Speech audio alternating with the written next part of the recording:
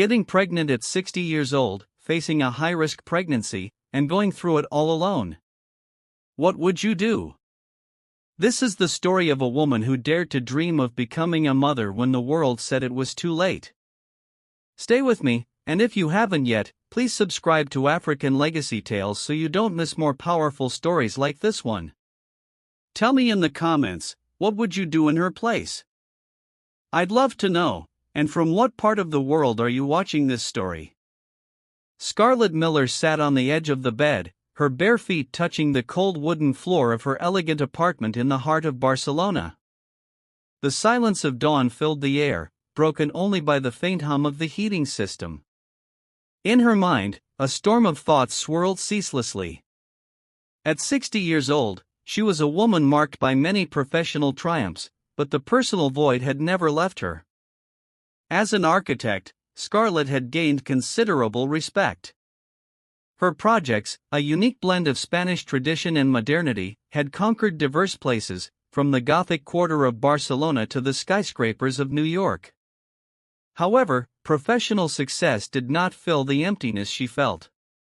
Her mind often drifted back to a memory from years ago, a fortune teller who, with an air of mystery and an intense gaze, had told her she would have a child in her third marriage. A child, the woman had said. At that moment, Scarlett was young and full of dreams, and the promise of a large family seemed inevitable, a line of her life drawn by the cards of destiny. Now, at 60, with 2 failed marriages and no children, that prediction felt more like a cruel mockery of fate than a true vision of the future. Hook, what shocking turn will fate take next? Her first marriage had been to Stephen, her college sweetheart, a man filled with promises but with little patience for Scarlett's grand dreams. They separated after 5 years when the weight of their opposing ambitions crushed them. Her second husband, Logan, was more of an escape than a careful choice. He was a charming but distant man who lived for himself. They divorced after a decade of conflicts and irreconcilable differences. At 48, after her second divorce, Scarlett began to feel that time was slipping away from her. One night, while organizing old papers, she found the fortune teller's card, yellowed with age, and the memory of the prophecy took hold of her. It was as if destiny was reminding her of a forgotten promise. Driven by a sense of urgency and her characteristic determination, she realized that she still did not want to give up on the idea of having children. Sitting in front of the mirror, she contemplated her reflection with tired but determined eyes. She thought of the ups and downs she had gone throughout her life, each challenge, each loss, each mistake having forged her into a strong and resilient woman. The death of her father when she was young, the constant struggle to make a name for herself in a male-dominated field, the broken relationships that had left deep scars on her heart, all of this had contributed to shaping the woman she was today, determined yet aware that her deepest dream remained unfulfilled. Today is the day, she told herself softly, barely a whisper lost in the hum of the exhaust fan. Edward Garcia, her husband, a famous Argentine writer, appeared in the bathroom doorway with his imposing presence. Despite being 55, Edward had a serious expression and eyes filled with a calm that contrasted with Scarlett's internal turmoil. "Are you ready?" he asked, his soft voice laden with a concern he tried to conceal. Edward knew how important this moment was for her. Scarlett nodded, trying to appear more serene than she felt.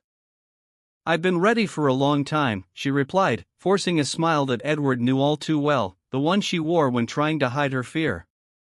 The house they shared in Barcelona was a tranquil refuge, a space they had built together with love and mutual respect.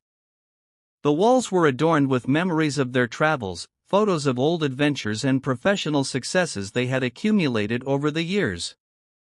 But there was an empty corner, a space in their lives that had yet to be filled, and today was the day they hoped that emptiness would begin to fade. As they drove to the hospital, silence filled the car. Scarlett looked out the window, the streets of Barcelona passing quickly, a reflection of the whirlwind of thoughts flooding her mind. She remembered her childhood, the fortune teller's voice echoing in her ears as if it were yesterday, "You will have a child in your third marriage." She had laughed then, a girl too young to understand what those words would mean someday. Why am I thinking about that today, she wondered. Edward broke the silence. I remember when you told me about the fortune teller many years ago. I always thought it was nonsense until now. Scarlett turned to look at him, surprised by the coincidence of their thoughts. I never told you, but that prophecy has been like a shadow over me. I don't know if I've lived my life trying to fulfill it or trying to escape from it, Scarlett admitted, her voice slightly breaking. Edward took her hand and squeezed it gently. It doesn't matter why, Scarlett. We're here now. The important thing is that we both want this. The hospital was cold and clinical, but the soft lights and neutral colors of the private clinic provided a sense of serenity that Scarlett appreciated at that moment. The nurse who greeted them with a warm and professional smile indicated that Dr. Evans would see them shortly. Scarlett felt a pang of nerves as they entered the waiting room. The posters on the walls displayed images of newborns, happy families, and pregnant women. Edward sat beside her, and she felt his warm hand over hers, their fingers intertwining. Everything is going to be okay, right? Scarlett asked, almost like a child seeking comfort. We've been through so much to get here. We didn't come this far to give up now, Edward replied, trying to infuse his voice with the confidence he knew Scarlett needed. The consultation room door opened, and Dr. Evans, a woman in her 40s with a kind and professional expression, invited them in. Mrs. Miller, Mr. Garcia, welcome. Are you ready for the next step? She asked as she indicated for them to take a seat. Scarlett nodded, her heart pounding in her chest. We are, Doctor. We've talked about this for a long time. We're ready. Dr. Evans began to explain the procedure to them, the steps to follow, the risks, and the chances of success. Although Scarlett had heard all of this before, somehow hearing the explanation again made everything feel more real, more imminent. Scarlett, your age and the time the eggs have been frozen decrease the chances of success, but they are not zero. We have had similar cases with positive outcomes, the doctor assured her, eyes searching Scarlett's, offering silent support. I don't need you to assure me that everything will go perfectly, Scarlett said. Edward squeezed Scarlett's hand once more, and she felt comforted by his unwavering support. The couple had been through so much together, but this was different. This was the fulfillment of a dream they both shared, a desire that went beyond words and anchored itself deep in their hearts. That afternoon, on the way home, the atmosphere in the car was different. The weight of uncertainty had been replaced by a determined calm. The reality of the procedure, of what they were about to attempt, had begun to settle in for both of them. What if it doesn't work? Scarlett suddenly asked, breaking the silence. It was a question they had both avoided, a dark thought they didn't want to face. If it doesn't work, we move on, Edward replied firmly. We won't let this define us, Scarlett. We won't let a failed possibility ruin what we've already built. Scarlett looked at Edward, and for the first time in a long time, she felt genuine peace. She knew that this man, her third husband, was her partner in every sense, her companion, her friend, her confidant. Thank you, she whispered, her voice nearly choked with emotion. Why? Edward asked, a faint smile on his face. For not letting me give up on my dream, for being here with me. Edward didn't respond. He just smiled and continued driving, his thoughts immersed in the days to come, in the hope they both held tightly. They knew the road wouldn't be easy, but they also knew it was a path they were willing to walk together, step by step, no matter the difficulties. When they arrived home, Scarlett slowly climbed the stairs to the bedroom, feeling each step like a meditation.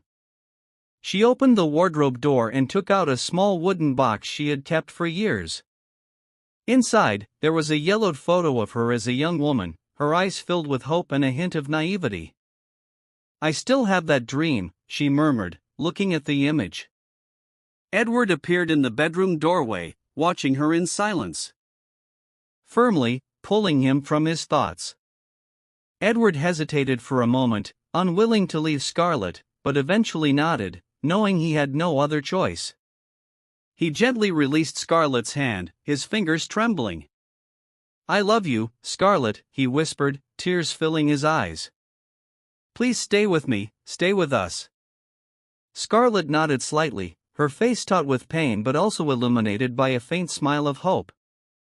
Edward stepped out of the operating room, his legs shaky. He leaned against the hallway wall, feeling his entire body tremble with fear. Everything they had fought for, everything they had dreamed of, was now at stake, and he realized that at that moment, the fear he felt didn't matter. All that mattered was that Scarlett and the baby were okay. He sank into one of the hallway chairs, burying his face in his hands. For the first time in a long time, Edward, a man who had always believed in the power of words, found himself without them. He realized he could do nothing but wait and pray. He was not a religious man, but at that moment, he clung to any spark of faith he could find within himself. The surgery lasted an eternity, every second felt like an eternity in Edward's mind. Finally, after what seemed like endless hours, the operating room door opened, and Dr. Evans stepped out. Her face was partly covered by a mask, but her eyes revealed a mix of concern and relief. "Edward," she said softly, approaching him. "The baby has been born. He is premature but seems to be okay. We will take him to the neonatal intensive care unit for close monitoring." Edward felt a wave of relief wash over him upon hearing those words, but the expression on Dr. Evans's face made him realize there was still more to come. "And Scarlett?" he asked, a knot forming in his throat. The doctor sighed, her eyes filled with compassion. "Scarlett had some complications. She lost a lot of blood during the surgery, and we are working to stabilize her. She is still not out of danger." Edward felt the ground crumble beneath his feet.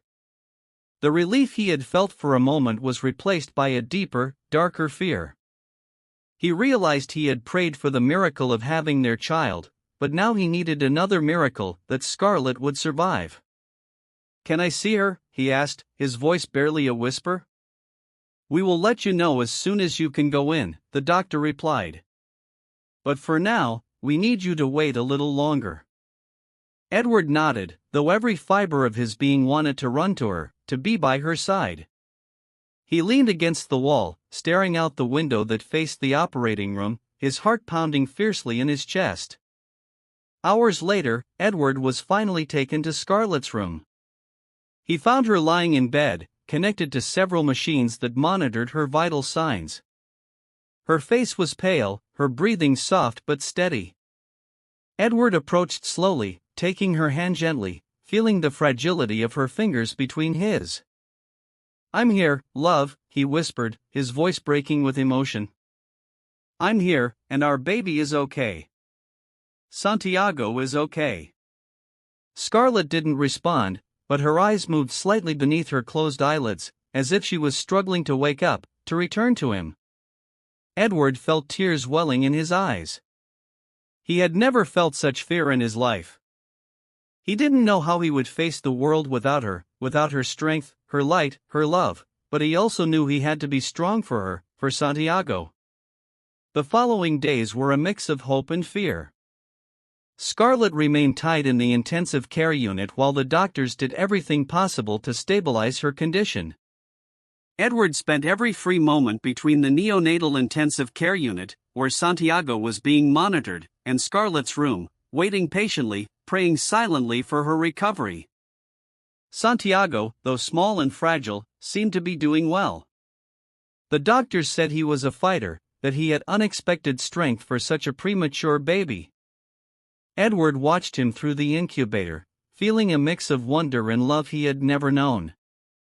This tiny being, so vulnerable yet so strong, had already changed his life in a way he had never imagined. One day, while he was next to Santiago's incubator, a nurse approached. "Mr. Garcia, Scarlett is awake," she said, smiling gently. Edward felt his heart race. Without saying a word, he followed the nurse back to Scarlett's room. When he entered, he saw Scarlett with her eyes open, looking at the ceiling, her eyes filled with tears. He quickly approached, taking her hand.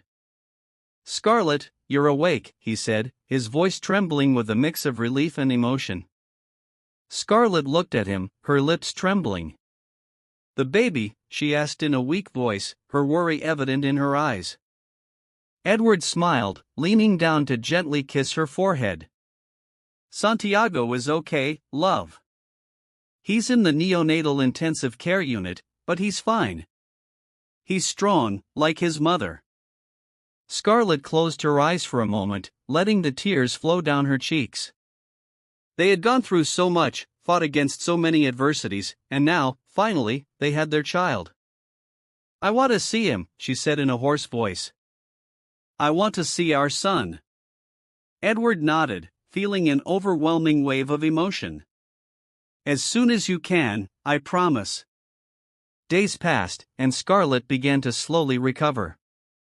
The doctors monitored her closely, ensuring there were no further complications.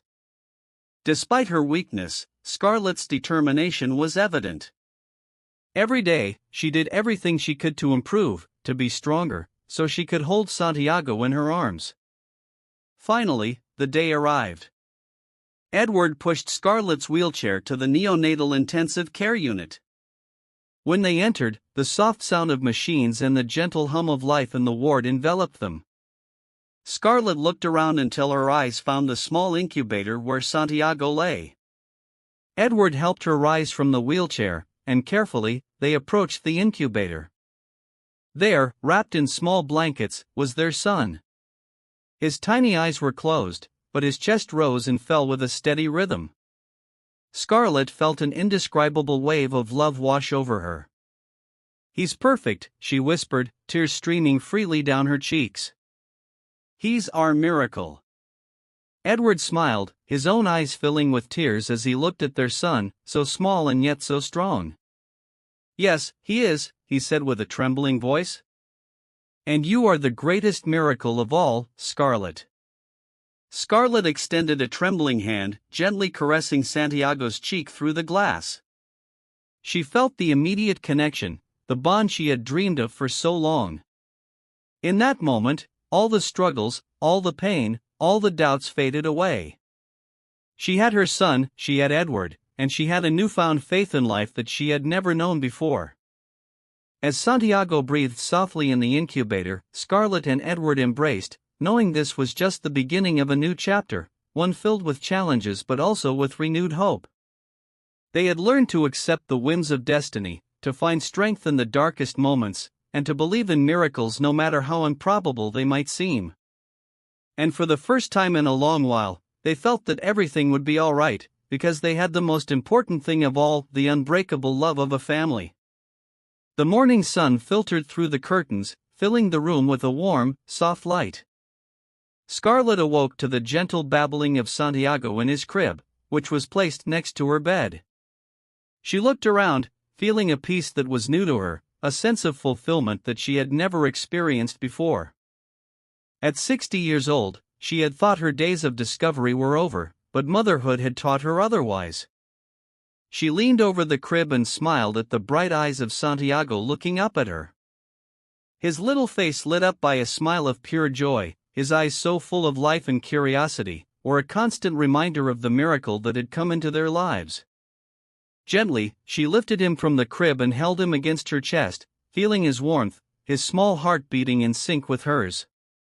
Edward entered the room, his face lit up by a calm smile.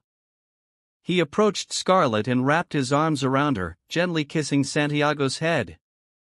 "Good morning, my love," he said softly, so as not to startle the baby. "How are you?"